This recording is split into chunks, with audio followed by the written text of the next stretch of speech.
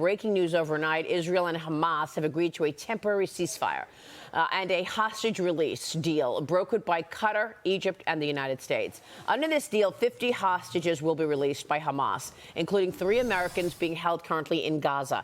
This in exchange for a 4-day pause in the fighting and the release of 150 Palestinian prisoners in Israeli jails right now. We're told the release of hostages will come in waves and could come as early as tomorrow.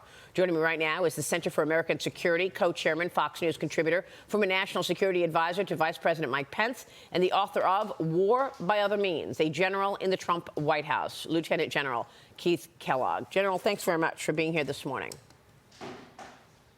Hey, Maria, thanks for having me. Good to be with you. So many levels to this story, General. I want to first get your take on this agreement.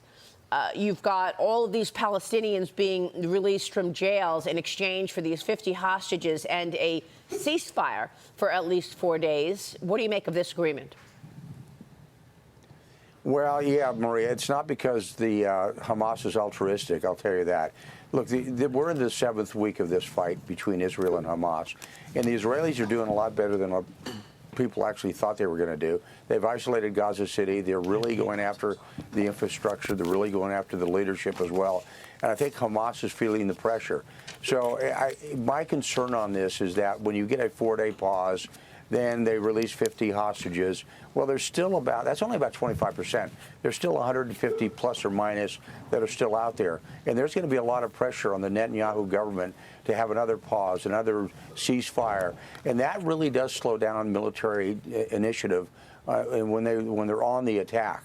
And that's a big concern I've got. And I understand the issue of hostages. I understand the issue of the children and the infirm that are being held by Hamas. But Hamas are the bad guys here. They're the ones who invaded into Israel. Israel is responding, and they're going to try to drag this out. And so the Israelis have got a real problem. The Israelis are the ones that are really the humanitarians involved in this. And I'm very concerned about the role of the United States in this, because as long as you push this and do a pause, the greater the demand will be for a longer ceasefire. And that is not going to help Israel eradicate Hamas. And that's, Maria, what they have to do. They have to eliminate Hamas, not just as an organization, but the leadership as well. Yeah, we're also talking about a similar related story, and that is this story of Binance and the CEO agreeing to step down, pleading guilty to money laundering, and in fact, in part, helping Hamas. I just made the point that once again, we see a huge disruption in the crypto market in the United States with China.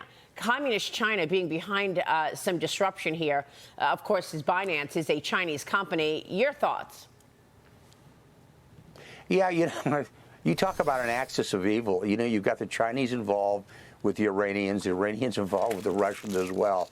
I mean, it's a grouping together that is really a bunch of bad guys that are out there. It goes back earlier to the Chinese involvement. Look, they're the ones that brokered a deal between Saudi Arabia and Iran recently to kind of downplay the friction that they've got there. So the Chinese are very, very heavily involved. Don't think the Chinese are not. They're kind of the money guys. They're the ones behind not only the Ukraine war with Russia, but also what you're seeing in the Middle East, because they hold the money. They hold the cards in this. So there's this whole axis of evil, as we used to call it, when you look at Iran, Russia, China, and you got to add North Korea in there just for good measure as well. Yeah, I think the China component here is so important to recognize, given all of this aggression coming from China and being behind so much disruption. And we know that they're supporting Iran right now, which is, of course, supporting these proxies like Hamas and Hezbollah. The U.S. has conducted airstrikes on Iraq earlier today. This happened destroying 2 facilities used by Iranian proxy forces.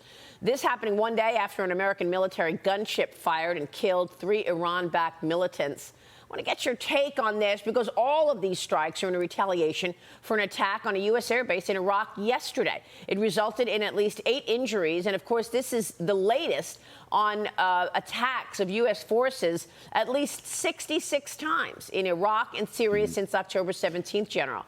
Your reaction to all of these attacks on U.S. military forces and what the United States' response ought to be?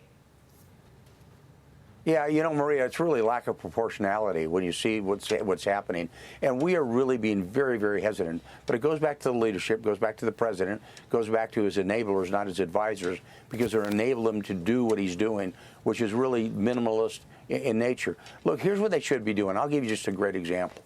If they get attacked by drones, they, meaning U.S. forces or installations, then you basically go after the drone factories in Iran. You can use Tomahawk land attack missiles to take them out, but you've got to send a strong message. Tit for tat is not a strong message. And there's been over 60 attacks, 4 or 5 responses by the United States of America.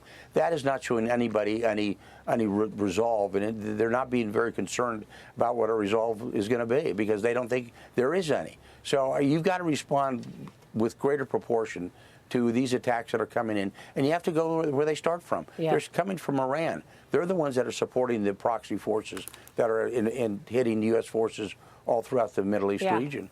Incredibly soft responses, once again, to our adversaries and the aggression that this country faces. Lieutenant General, great to see you this morning. Thanks very much. A happy Thanksgiving to you.